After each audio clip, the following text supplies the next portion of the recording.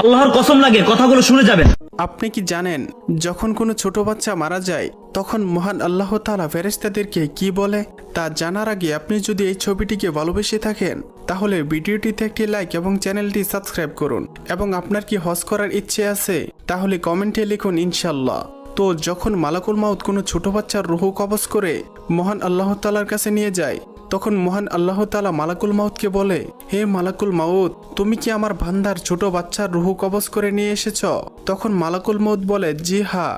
তখন আল্লাহ তাআলা পুনরায় বলেন, তুমি কি আমার বান্দার কলিজার টুকরাকে নিয়ে এসেছ? তখন মালাকুল মাউত বলে, জি হ্যাঁ। তখন আল্লাহ তাআলা বলেন, তখন আমার বান্দারা কি বলেছে? তখন মালাকুল মাউত বলে, তারা আপনার প্রশংসা করেছে। তারা বলেছে, ইন্না লিল্লাহি ওয়া ইন্না ইলাইহি রাজিউন। তখন আল্লাহ তাআলা বললেন, আমার সন্তানহারা বান্দাদের জন্য জান্নাতের মধ্যে একটি গৃহ নির্মাণ করো, আর সেটির নাম রাখো বাইতুল হামদ।